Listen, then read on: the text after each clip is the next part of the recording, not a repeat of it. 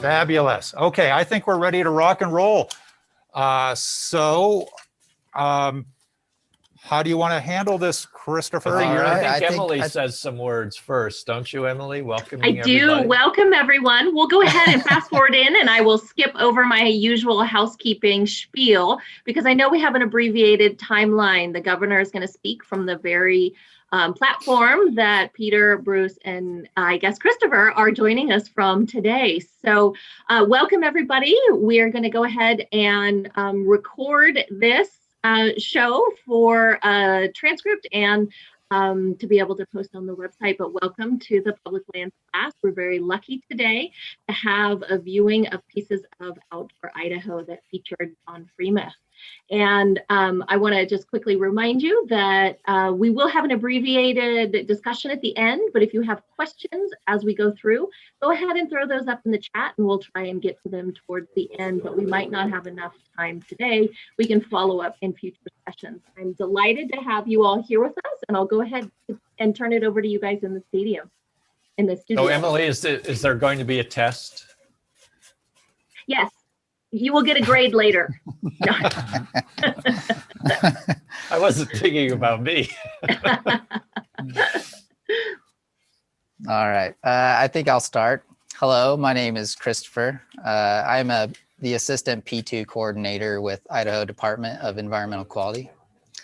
We're on camera one.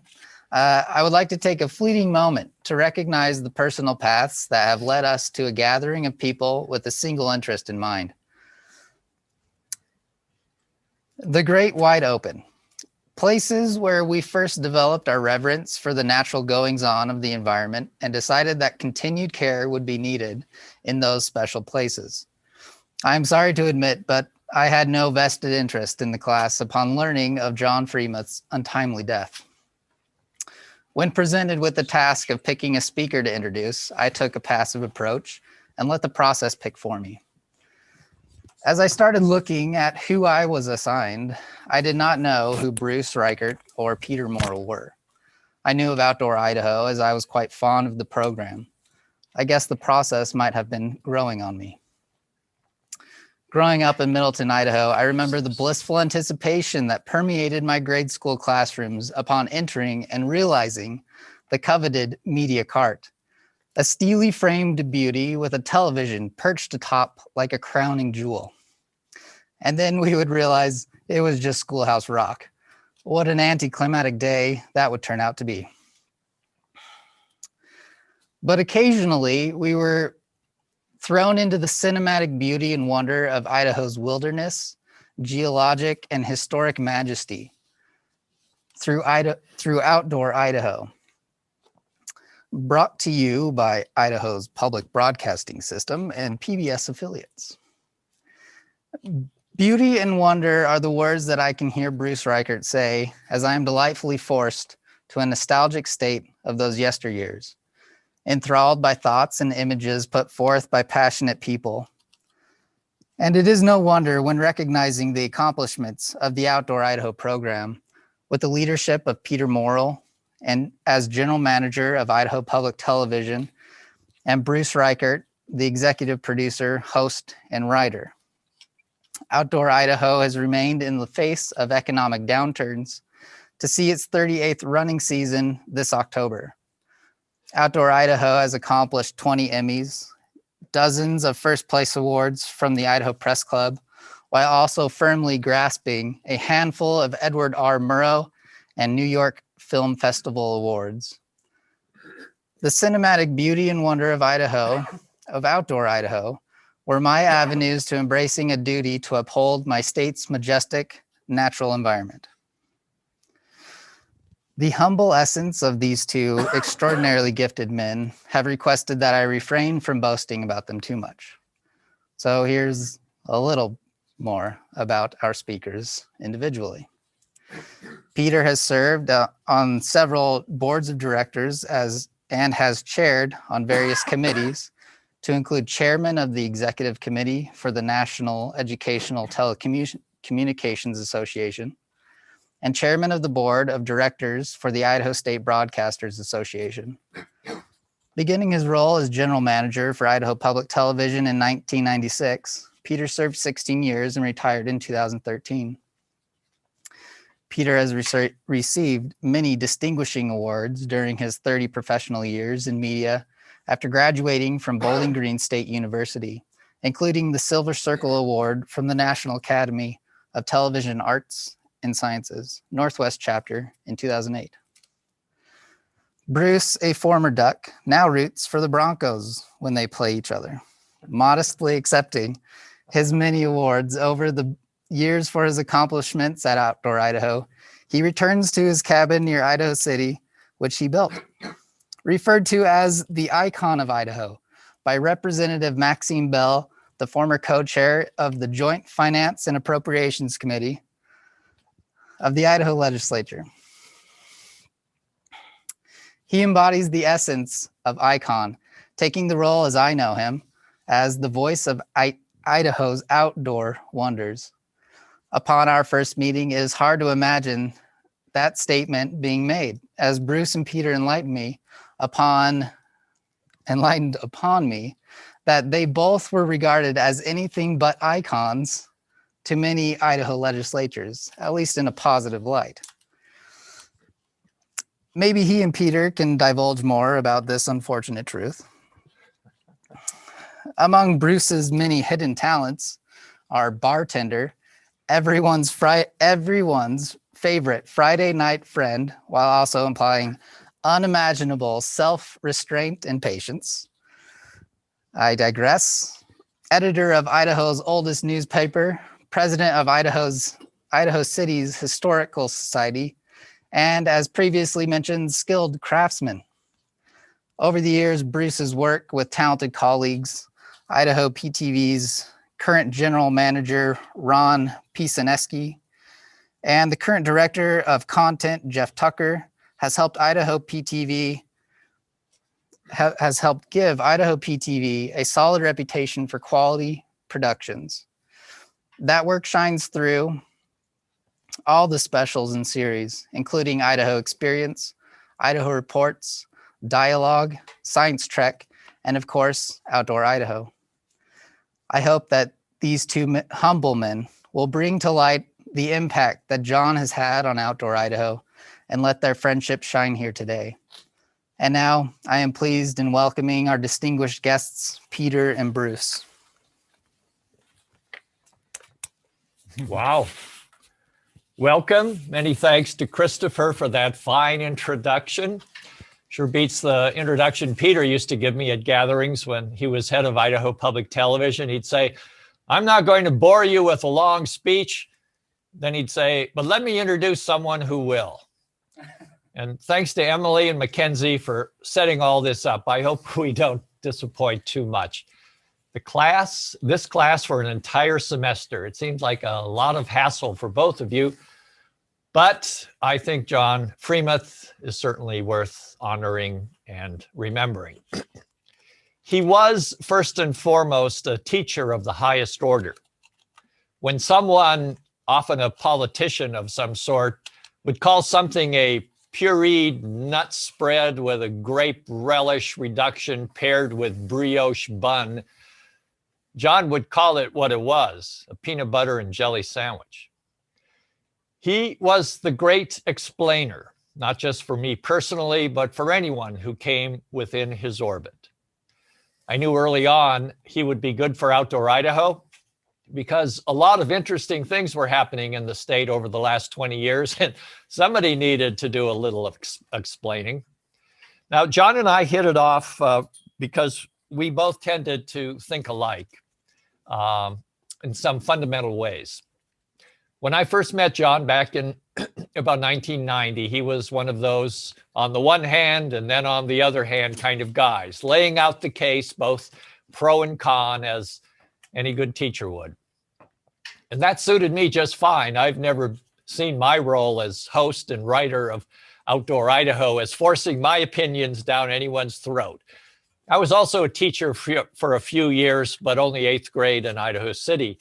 But as Christopher said, I was also a bartender in the ghost town that refused to die.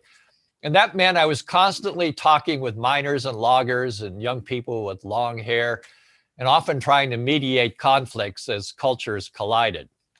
Now, a good bartender can speak to all kinds of people. You keep your opinions to yourself and you try to learn something from everyone. I still remember one of my favorite miners, old Hank Bertram, a gold pan miner on one of the creeks above Idaho City. I visited him for a story I was writing for a magazine. He had a one-room cabin with an outhouse, and he graciously fed me raccoon stew. If you've ever tried it, it's a little sweet. He was a man eminently quotable without, I suspect, even knowing it.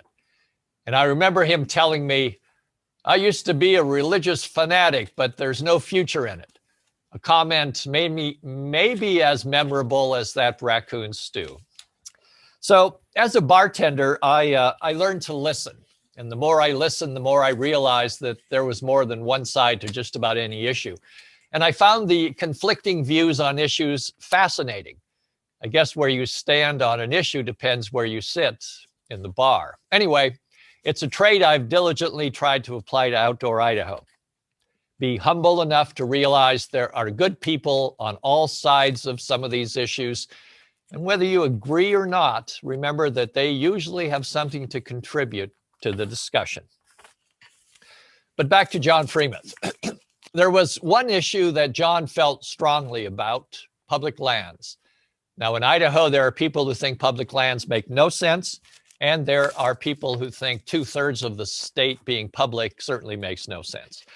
Well, I think it's safe to say that John valued public lands. Now, how one manages those public lands, that was worth debating and arguing over. But I never heard him argue that the concept of public lands was a bad idea. In fact, it was the one thing that defined the West in his mind.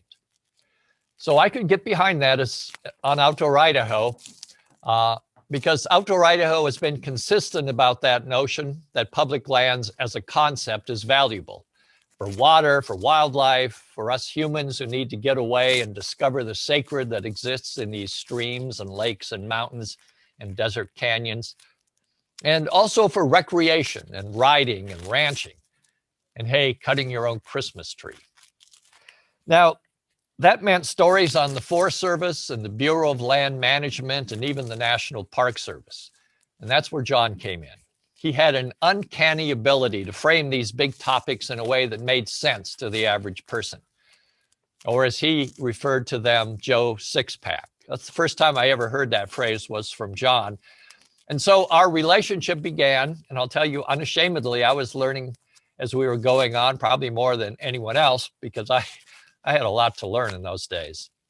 What I did learn is that there is truth on more than one side, and I saw my job as finding that. Now, a little bit about how the show itself evolved, because it has a lot to do with why John Freemuth holds the record for most appearances on Outdoor Idaho. And this is where I turn it over to my colleague, Peter, who actually started the show. Peter also knew John and is the one who edited the clips you're going to see. Peter, explain how Outdoor Idaho began. Well, thank you, Bruce. The year was 1983, a long time ago. And I never thought that Outdoor Idaho at that time would still be going 38 years later. Let's just say it's older than most of your mothers. But the program really started with the basic premise that Idaho Public Television really needed to get out and showcase the outdoors. And of course, money was always sort of at the hub of a lot of decisions you had to make. We were able to partner together with the state's Fish and Game Department in the early years of the program. For the first 4 or 5 years with the program, they would contribute. The co-creator of the program, Royce Williams, Public Television donated me essentially to the effort, along with all of the cameras and editing gear. And between basically Royce and myself, and then 2 reporter producers from our stations in Moscow and Pocatello, each month we were able to stitch together in the early years kind of a rough program, but we hit on something that just magically happened. And that relationship with Fish and Game went away after about 4 or 5 years. Fish and Game went off in another direction, but Idaho Public Television continued with the program that we all know as Outdoor Idaho. Bruce. So thanks, Peter. So one of the first things Bruce, one quick thing. I hope I'm not taking too much time from your, is the phrase long-winded or is it just long? You may have taken 30 seconds more than you should have, but one of the things that changed right away after our amicable divorce with Fish and Game was that we came up with sexy titles for our Outdoor Idaho shows. And they were single topic shows, which was very different from a magazine style, if you know what that is. So our topics were like Searching for the Soul of the Forest Service, A State Without a National Park, Gold Rush Days and Ghost Towns, 50 Years of Wilderness, Beyond the White Clouds, A Sawtooth Celebration. And John was in a lot of these because they veered toward public policy issues. So I was going to explain a bit more, but after Peter's admonition, and because we know the governor wants to use this room for some press conference to the whole state, I am going to suggest that we just go to the very first clip that we want to show you. But Bruce, I do, one quick thing about, you use the word divorce with Fish and Game. I think one thing— I said amicable. Amicable, yes. But, those are two words, two loaded words that have two different sets of meaning. I see that divorce and then the relationship that John began to play with the program really as a positive, because he really helped define what Outdoor Idaho, I think, has become, which was more issues, public affairs, issues-oriented program over the ensuing decade. So I just wanted to add that. So I'll give it back to you. And that reminds me,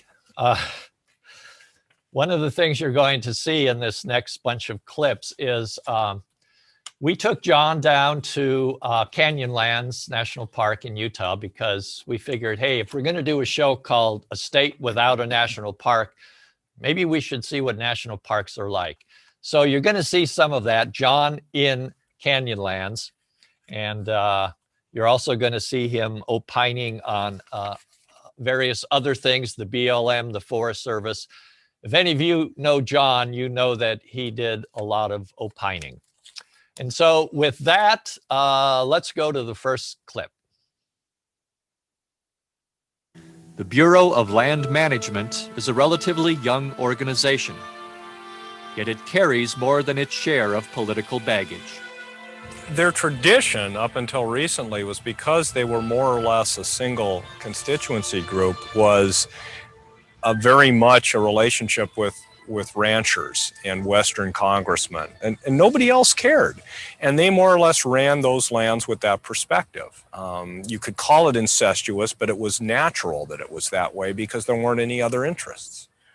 There's going to be major wilderness battles over BLM land. Look to Utah and what they're going through now. I'll see an agency maybe with more diverse professional perspectives at the top. And I hope to see an agency that's as respected or well-known as the Forest Service and the Park Service. I think that should only be so because they've got the most land. And later the Forest Service would push to keep under its control such special places as the Sawtooths and Hell's Canyon, lands with obvious recreational, pastoral, and wildlife values. National recreation areas, they were called, where timber production was not the primary goal. Where some might argue the primary goal was to keep the National Park Service from gobbling up the choicest lands. Their one basic marching order is don't lose these to the National Park Service. And in that sense, they give them a priority, but fitting them into the forest system, they're still struggling with that. They still try to make them a little bit more like national forests than perhaps Congress intended. I mean, the danger is if we weaken them so much from all this infighting and politicalization, what are we going to put in their place? Management of the forest by Congress? I don't think so. It's an idea that's gaining acceptance as the artificial nature of our man-made boundaries becomes more readily apparent. Today, we see a new idea out there, and it's called ecosystem management. The idea that really we drew a bunch of boundaries at a time where we didn't know that much, and that the problems and the issues cross the boundaries. The boundaries, ironically, create a whole new set of issues because they're artificial. Americans cherish their national parks as places of refuge and meaning. The increase in visitors reflects that. But creating more national parks has become increasingly difficult in an age of budgetary constraints, and protecting entire ecosystems can seem nearly impossible. In Idaho, there's the Nez Perce National Historical Park, the Hagerman Fossil Beds National Monument, and the City of Rocks National Reserve. The thing that differentiates the Park Service from the two agencies Idahoans are most familiar with, BLM and Forest Service, is they're really the keepers in a way, or like to think they are, of American mythology. John Freemuth has studied the changing landscape of federal bureaucracies, and he's written a book on national parks. We're a strong multiple use state. Hunting is very important in Idaho. And paradoxically, Idaho environmentalists are very split. I know some who are strongly interested in national parks, at least exploring the idea, if not sometimes boosters. But Idaho seems to me to also have a band or a stream of really elite environmentalism. Very much, this is ours. We don't want anybody else here. Idaho's flirtation with national parks dates back almost to the turn of the century, when supporters of a Sawtooth National Park introduced legislation into Congress. I think you can make a real good case that high-level Forest Service people believe very deeply that they do not want to lose the Sawtooths to the National Park Service. The Forest Service and the Park Service is the greatest interagency competition along with the military and American government. They've competed with each other for years. Sometimes they're very much on the same side of certain things, but other times they compete. These days, national park advocates concentrate their efforts on two areas in Idaho: Craters of the Moon National Monument, managed by the Park Service, and Hell's Canyon, the deepest canyon on the continent, and currently a national recreation area under the jurisdiction of the Forest Service. Oh, okay. So You're on. I guess I'm on. Well, you know, when you work on a show as long as some of us have, you kind of get used to people riding off into the sunset. Part of the reason you're interviewing some of these is because they are getting ready to check out. They've already done wonderful, meaningful work and are now retired, and you want to praise them. Some of my favorite interviews are with people who had spent their lives making a name for themselves, which is why we were interviewing them. Some of my people like four-term Governor and Interior Secretary Cecil Andrus, 85-year-old Bud Moore, a former Forest Service ranger who wrote a book on the Lochsaw country. And I remember him telling me that the Forest Service picked its rangers back then by going into the bar and finding the toughest guy in the bar and putting him in charge. I'm sure it's only partly true, but Bud was a bear of a man, even in his advanced age of 85. And I remember he also said, how can we expect to manage anything when people are fighting each other all the time? Working together works, he said. And I think no truer words were ever spoken. So some of my favorite interviews were with older folks like Bud and C. Sanders and Morley Nelson, the raptor expert. And then there are people whom you assume will live forever, or at least as long as you do. It's a bit of a shock when they unexpectedly check out. I haven't even made a dent in the bottle of Angel's Envy Kentucky bourbon that John gave me over Christmas. But John was definitely missed. He was a very passionate man. It's one thing that I think teachers are all about is passion. Teaching is not just a distillation of facts. Teachers have to help shed light. Not that there's only one way about a path, but they need to help students realize that science is important in choosing that path. Wouldn't you say, Peter? Absolutely. You know, I think what always impressed me about John was through very, very complex issues, he was able to distill the salient important points down and not get too mirrored up with the emotion of a particular issue. And I think that's one reason why he became so familiar to Outdoor Idaho viewers over the years, was because of that ability to look at very complex issues and distill it down into pieces that average people can, you know, easily take in. And I think that's why he did so much good at Boise State, because of that ability within the internecine battles of university politics. He showed that same sort of clarity in how he reacted to internal machinations, and then he applied it certainly to public policy issues. And as I mentioned, John was a very passionate man, which made him a man who was quite opinionated. And in this next section, you're going to see John opining on things like Fish and Game and the Forest Service and the Bureau of Reclamation and all these things. So I had more I wanted to say, but let's just go right to that second clip. But increasingly, hunting has become a ritual that needs defending. In state after state throughout the West, hunters are finding themselves outnumbered and outgunned. I don't think hunters can assume that they have the high moral ground and the clear majority position. They need to work. If hunters aren't passing on the hunting tradition, you've got a demographic train wreck coming. Staff is about half of what it used to be, and our summer staff is a fraction of what it used to be.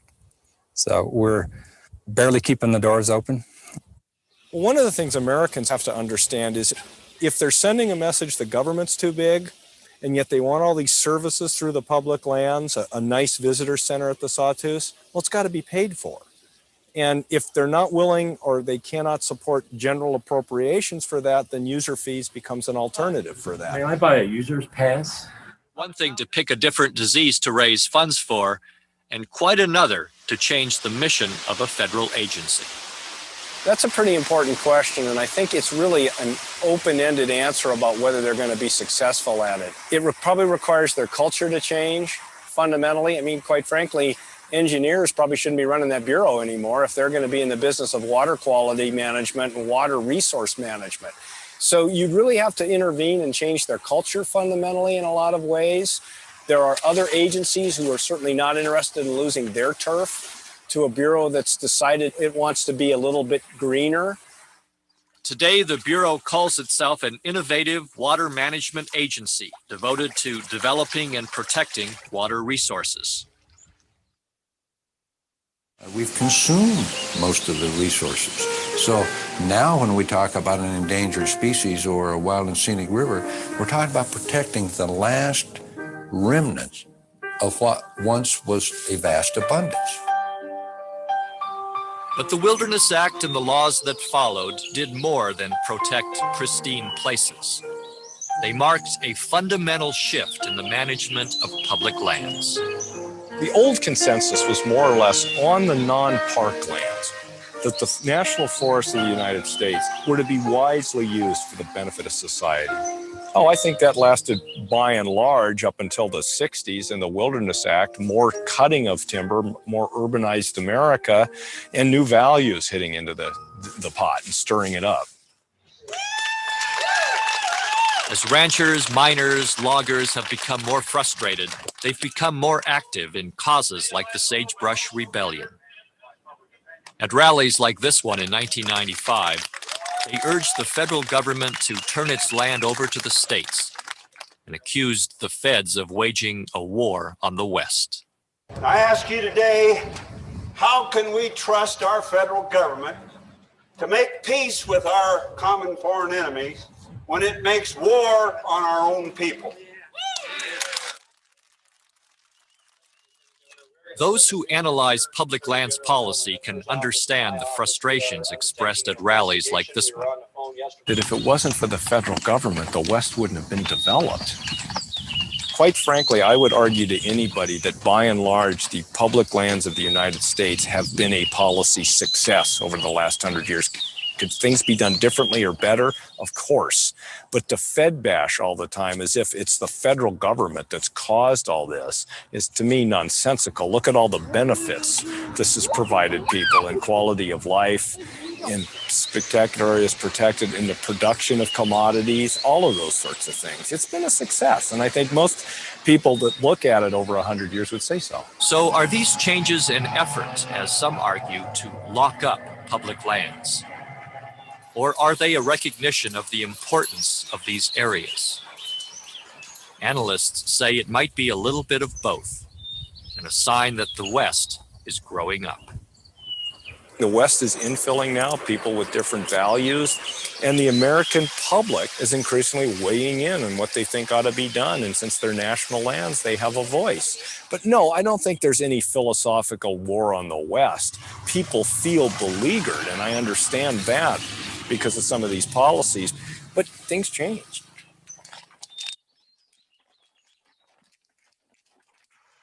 This department needs some independence to be able to speak out for fish and wildlife. You're just seeing a more blatant sort of politics than you've ever seen before. And then you've got added on it wolf reintroduction, all of those sorts of things. Forced to deal with intractable federal issues, fish and game departments throughout the West are finding themselves in the hot seat. Fish and Game went from the sports page to the front page here. It's no longer just about hunters and fishermen. It's about everyone who is affected by the actions of the agency and the wildlife of the state. So it's a lot bigger job than it used to be.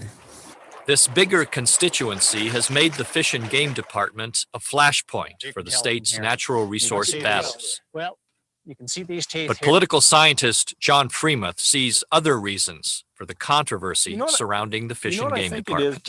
It's a combination of what are perceived as a couple of really lousy appointments from the governor on the commission, and sort of an ill-hidden sort of centralization of these sorts of issues in the governor's office, whether it be in terms of political oversight or the Office of Species Conservation, which has its merits, but still the notion that this is coming out of the agency and the commission and going into the governor's office. And I think that's what people have picked up on.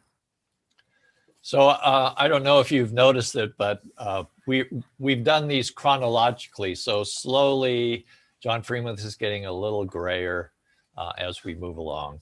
Now, there was a period from 2010 to about 2017 when wilderness was a big issue in Idaho. More specifically, what to do with the white cloud. Should it be wilderness or a national monument? So we produced a whole series of shows that really got into this issue with a show just about every other year on the concept of wilderness.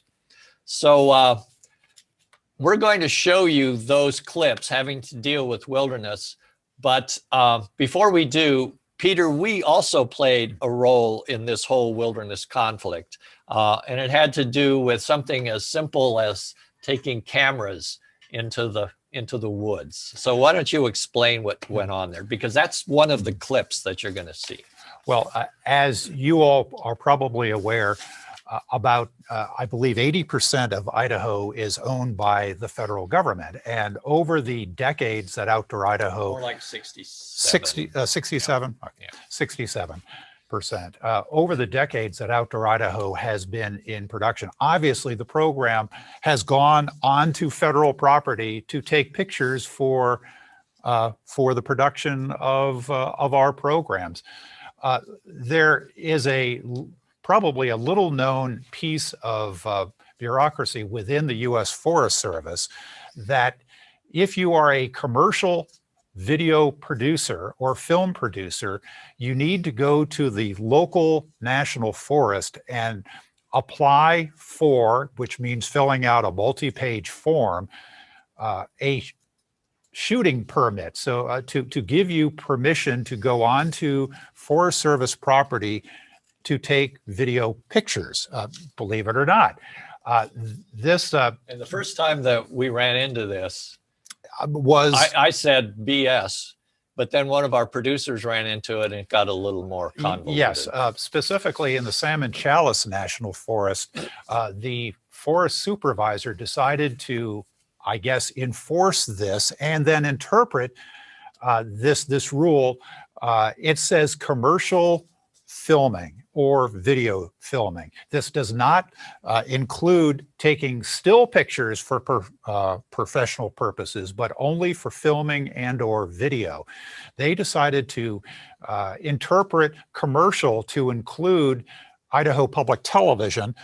And of course, we're owned by the state of Idaho, the State Board of Education, and copyrighted. And their argument was that, well, you guys sell videotapes. And I said, Yeah.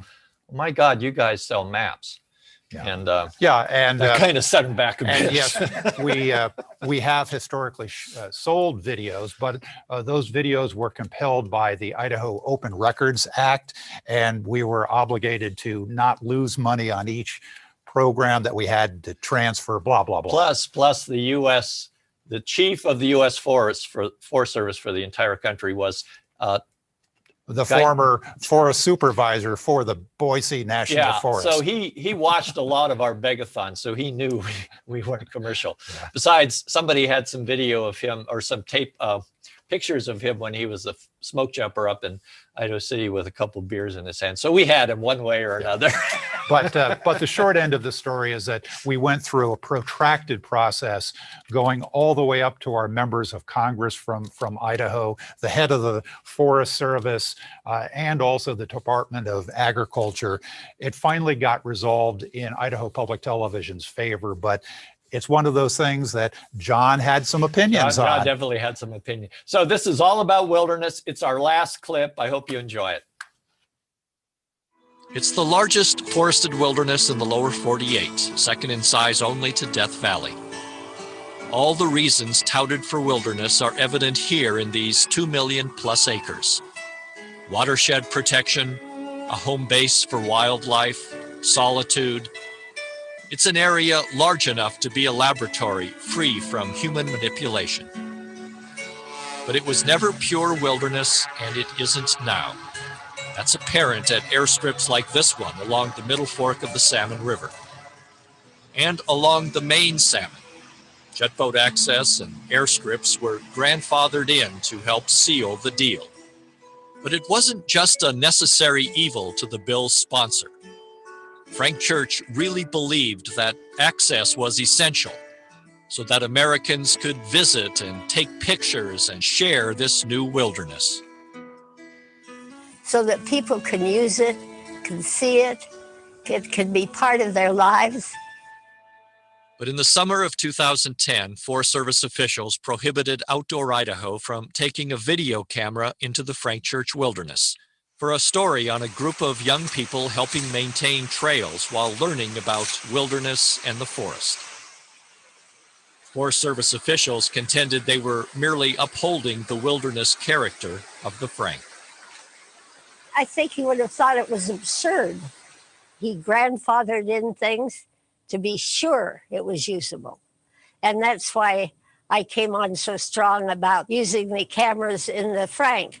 I think every time you show something you've got on film in people's living rooms, it means something to them. Under this logic, Ansel Adams wouldn't have been allowed to go into the wilderness to take the pictures that helped create the Wilderness Act. It was his pictures, in part, that provided some of the impetus to pass the Wilderness Act.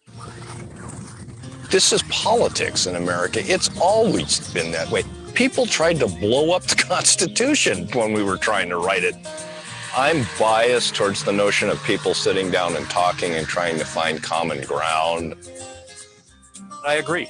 And ultimately, we will find a pathway forward if we do, through collaboration and consensus building, bringing all parties to the table instead of trying to find a way to cram through or to stall the particular decision-making process.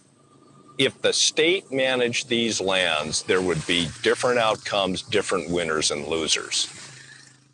Some people celebrate that. Other people don't like that idea. And it's that simple. Can the state do it better? No.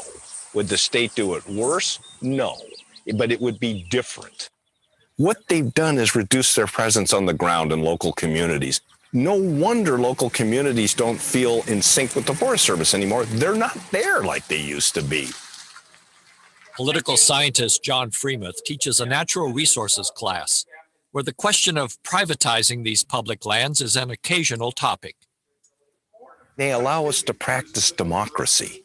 If these were all privatized, we would have no conversations about this. It'd be more, how the hell can I make enough money to get my share of that?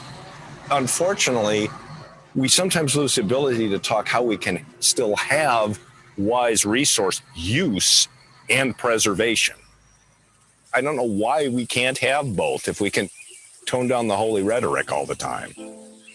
Well, you go to Stanley and you make sure that the National Park Service doesn't get the hearts and minds of the local people and turn this into a national park.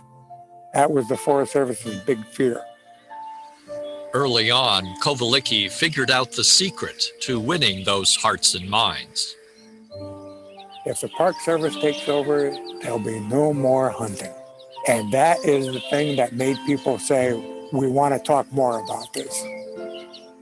Back then, the Forest Service and the National Park Service were in a competitive struggle to see which federal agency could manage landscapes like this. Folks in Idaho were pretty familiar with national parks, like Yellowstone, but that was not the case with a national recreation area. There's no template. There's sort of, I think, political solutions to difficult issues. You clearly don't want to make them national parks for certain reasons, but you want to distinguish them in some way. So what if the national park proposal had come to pass? With the valleys managed as a national recreation area and the mountains managed as a national park. You would certainly get much more interpretation because it's one of the things the Park Service emphasizes besides resource protection. But would it bring in more people? Unquestionably, because you put the label national park and people would come. Ed Kennedy has worked among these mountains for more than 20 years. I liken the national recreation area to a national park, only people get to be part of the ecosystem. When you've got 8 million mountain bikers in the United States, think about how many people that is who could get behind opening up new wilderness areas, not just in Idaho, but throughout the country. You can look at all the language around wilderness and its passage, and much of it is poetic, it's spiritual, it's go experience it, but it's on its own terms.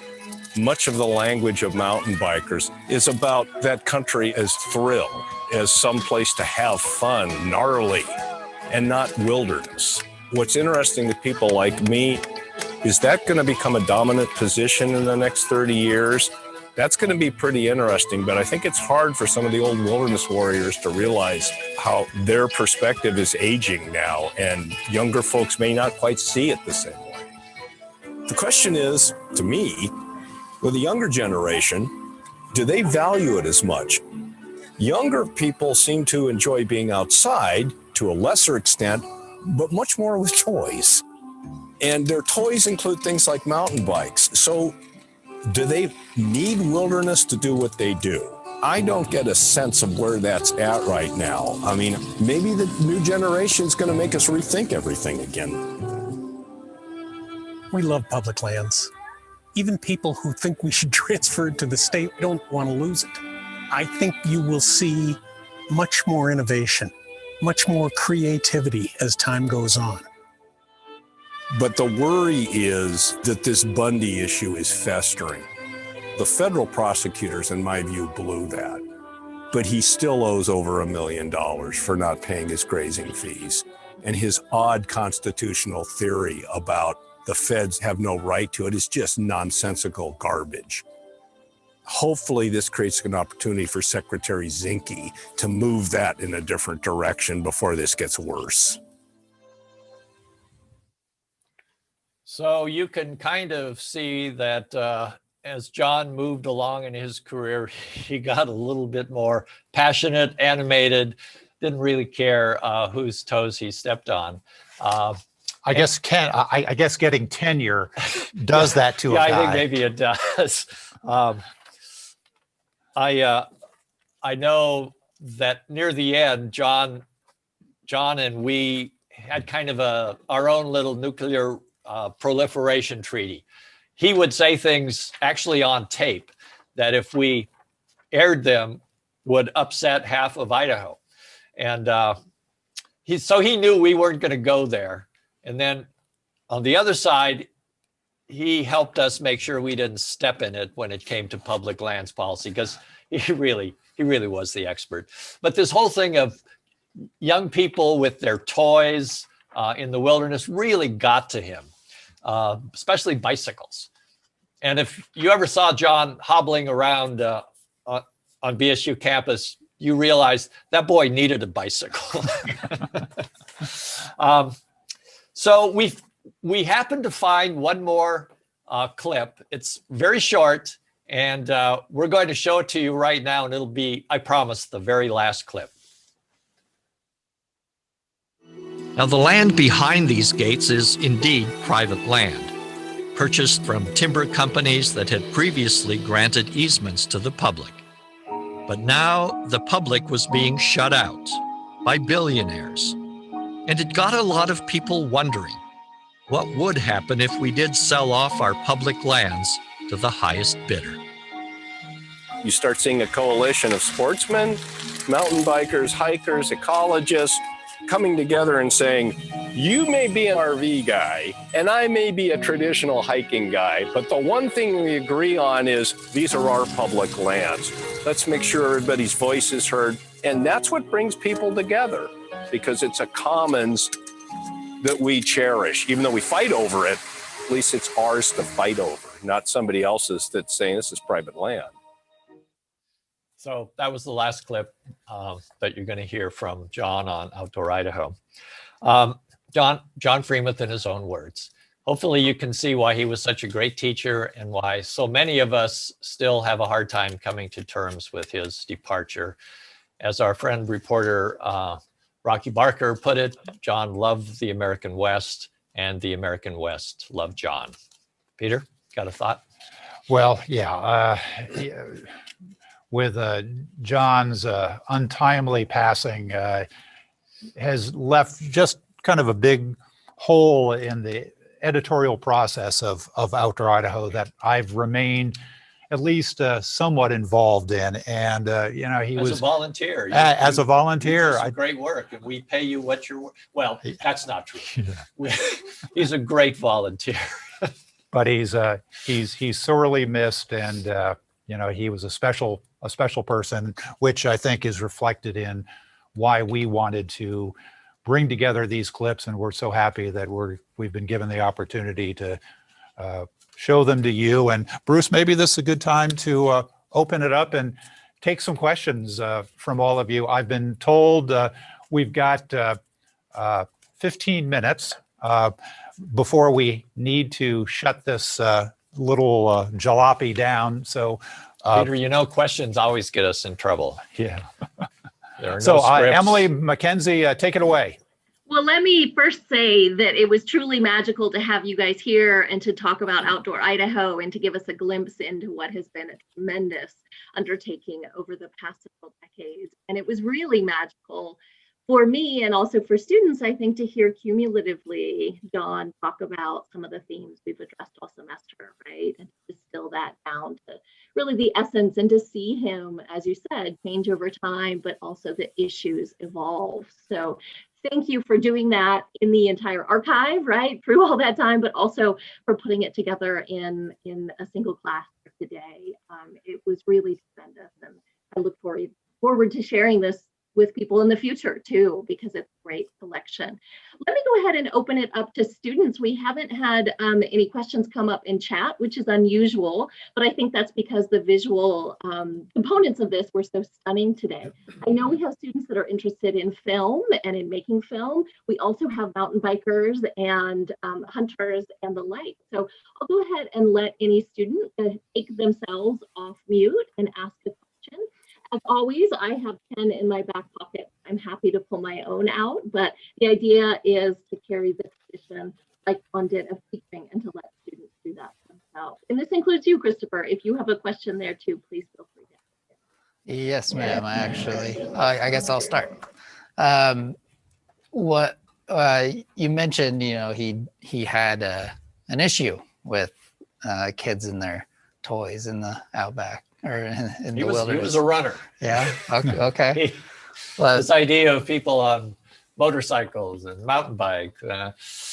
He understood that times were a changing, but he was kind of the old wilderness warrior type, I think. And I think he really nailed it when he said this is really a generational interpretation. John came in up through the ranks at a time when the Wilderness Act was initiated in the I believe 1964, and the interpretation right out of the box for the Wilderness Act really was a place that human power would get you in. You would exist within the wilderness, on your own terms. And that broad philosophy also, translated into how the Forest Service and the Bureau of Land Management would manage their particular parcels of wilderness across the country. I think Christopher had a question. Okay. We didn't let him get to his question. I mean, you guys were going along that direction. What I'm actually interested in is mountain bikes in the wilderness. Right. And one of the things that I'm seeing is there is a huge, the population of mountain bikers is growing. And I guess, I just wondered, was he seeing that same thing? Was he noticing that this was a change in dynamic, and that mountain bikers could essentially be the next progenitors of public lands and keeping those public lands? In fact, we didn't use it in the clips, but just before John opined about mountain bikers, there was a mountain biker, a lawyer, who made the point: if mountain bikes were allowed in wilderness and you brought in this entire generation of mountain bikers, just think of how many cool areas you could put into wilderness. But you're not going to be able to do it if the mountain bikers are fighting you. That was the argument. And I think John realized he was old school, like some of us are. And, some of us like to walk down a wilderness trail and not be run over by someone, on a bicycle. But I think he was very aware of the generational informal reinterpretation of what the Wilderness Act ought to be. I think he was very, very aware of that. Yeah. And it's kind of hard not to notice that, especially when you watch John talk. He's very natural about those kinds of understandings, about those interrelationships. And you mentioned interrelationships, and that really was what John was all about, I think. He had the ability to bring ranchers and loggers and rafters and all these people into a room. C. Sanders had this ability too. Mike Simpson, I think, has this ability too. And they're going to need this when they deal with the salmon issue. If any of you have followed the salmon issue, salmon numbers are dropping precipitously. And Mike Simpson is going to try to do this. He sure as hell could have used John Freemuth helping him. And John used to set up these conferences where they'd get everybody together and hammer out some of these things. Well, that's a nice thing to be able to do in the BSU conference room, but doing it back in DC is, as you can imagine, a little bit trickier. I'm sure it's even worse now. Yeah, really. All right. Any more questions out there in the digital verse? I'll go unless one of the other students has a question. One thing I always loved about John is, he usually thought he was right, but when he was wrong, he would tell me. Did you ever see any of his views change on any particular issue on public lands, or did any of your own views change on a particular topic after all these years? That's a very good question. I'm trying to think if I have. I do, and I'm maybe not answering this directly because I can't think of one, but I know when it came to Craters of the Moon National Monument, John, I think in his heart of hearts, was hoping that that would become a national park and be one of those places in Idaho. Well, it would be the first national park in Idaho, except for that little strip of Yellowstone, which nobody ever goes to because it's quite hard to get to. I think he wanted Craters of the Moon to be a national park. He was quite upset, and I heard this more than once. He was quite upset with the Farm Bureau, the Idaho Farm Bureau, and a few of those who he thought were throwing up specious arguments to keep that from happening. Oh, you can't hunt in the Craters of the Moon. Oh, it's going to lead to this and this. And John was not buying any of that. Now, did he change his mind on that? Maybe he got a little bit more ardent in favor of national park status as he got older. But I really can't say that I saw him change his mind. When I first knew him, he was a big public lands believer, and he was not afraid, at least in conversations that I had with him, he's not afraid to just go after the leadership of, say, the Forest Service or the BLM. But broad strokes, I'm not sure he changed much. Sorry for not answering your question. It's the best I could do. The way I remembered him as well. Yeah. And just my dealings with John, and I'll be very gentle. Because you were at some of those get-togethers where he and I were interviewing C. Sanders, and then he'd stay around afterwards. With another hat that I wore for about a half year when I was interim general manager for Boise State Public Radio, so I was able to spend time with him within the Boise State family and that environment. He had very convincing and powerful statements about sort of general directions that some of the internal politics went, and he was never hesitant about sharing his opinion. Let's just put it to you that way. I do know that when it came time to super somebody, you put their title under the name when they come up in a show. He made sure that the title had something to do with the Cecil Andrus Center, much more so than Boise State University. He thought he knew where his heart lay, and it was with the Cecil Andrus Center. Yeah. So a follow-up, I might extend on that and ask you guys how the public in Idaho has changed over the time. If maybe John hasn't changed, we certainly see an evolution of the show, and I'm curious what sort of approach you took, or if there was a strategy behind the way the show evolved to adapt the changes that happened in the public in Idaho. Boy, that's a story for a whole class right there.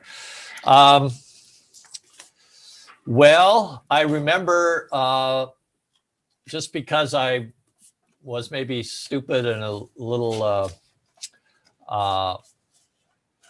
willing to take chances, we did a whole show on wolf reintroduction, and the primary purpose, or the primary interview in that show really pushed this notion that you got to bring wolves back into Idaho. So we did the show. It won an Emmy. It won a Edward R. Morrill Award, won first place in ISB, Idaho State Broadcasters, Idaho Press Conference. It won them all, but it also won us a petition from North Idaho residents that the governor defund the damn show. So made me realize that, and I kind of knew this, but it made me realize that there are real strong feelings about some of these issues out there. And you have to walk that line, especially if you're a public television station like we are, because otherwise you can get into trouble. And so that was an example of when you're down here in Boise, you can develop a mindset that, you know, wolves should come back. This is where they used to be. But boy, if you're a rancher or you're up in North Idaho or you're dealing with cattle or whatever, you got a whole different view of life. And that made me realize I need to keep that in mind, because this state is very divided. And I think maybe it's gotten more so, but maybe that'll change in the next couple of years. And Bruce, just a point of clarification, that was a previous gubernatorial administration as opposed to the current one, of which we don't know what the current, and then also no state funding goes into Outdoor Idaho. It's all privately funded, but the point being to defund Outdoor Idaho really would be a defund part of Idaho Public Television, ongoing support for infrastructure from the state of Idaho. That doesn't go into programming at all. It's all that. And I will say that it was the press secretary for Governor Otter who told me this. He said, just want you to know there's a petition out from North Idaho residents. It never went anywhere, thankfully.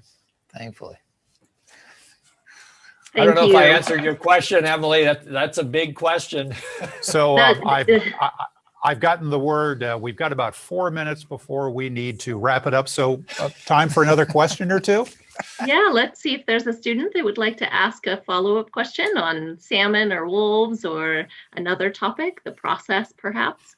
Yeah, I guess going off Emily, I've noticed in a lot of maybe shows or networks today, I guess their desire to make a point can go beyond their desire to show both sides. And I think you guys mentioned John was always good at laying out the interest of both sides. I was curious how you guys consciously do that in such a divided state as well, or if you guys can do that on certain issues and how you accomplish that. It really goes back to journalism or advocacy journalism. And maybe I can just kick off by saying there's a strong tradition at Idaho Public Television in our content creation about journalism where you do show voices from different sides and different opinions. And that's really the journalism that in a broad sense has always been operated on here at Idaho Public Television. And Bruce, maybe you can talk a little more about the DNA of Outdoor Idaho. Yeah. I don't think that those of us who work on the show want to preach just to the choir. And I wasn't just blowing smoke when I said that my years as a bartender up in Idaho City made me realize that there are very good people on all sides of the issue. And it's imperative when you're doing a statewide show that you really need to keep that in mind. I will say, anyone who has ever done anything where you've put it out there and gotten beat up on all sides, it makes you aware just in your bones that there's a certain balance you have to have. Otherwise, you're just being an advocate, and that's not really, I think, where we wanted to be with, and still don't want to be with Outdoor Idaho. We go out of our way to find people who are the best at arguing their position. And for that moment, when we're interviewing them, we're in their corner. And I always tell people, you better we expect you to like your part in the show. We don't necessarily expect you to like the whole show, but we at least should make you look as good as you can and get your point out there. So that's kind of, I think I speak for everyone that's worked on Outdoor Idaho. That's really what we try to do. But good question. Yeah, very good question. Well, thank you. Yeah, I think sometimes when someone's point isn't represented, they're more willing to check out and ignore the other side as well. So that's Good cool. point. Yeah, good point. I think we're getting the we're getting the hook. You can't see it. The hook's coming off from the side here. Yeah. So the governor is going to be giving a press conference here 1 o'clock. He wants to do some practice, which is kind of unusual for us. We're happy to do it, obviously, but it would not surprise me if his press conference gets into some new territory today. So I'm looking forward to it. I have no idea what he's going to say, aside from be careful during Thanksgiving. But and with that in mind, I'm going to put my mask back on. Well, Ditto. let me say Thanks, thank you one last time for this tremendous conversation, for this wonderful set of clips, and for this insight into a show that has a beautiful public legacy in Idaho. So students, please join me silently or loudly in thanking Peter and Bruce for being with us today. And Mackenzie and I will be in touch in the future about further steps. So thank you, everyone. Now get out of there before the governor gets angry at you. We want this show to keep going. So.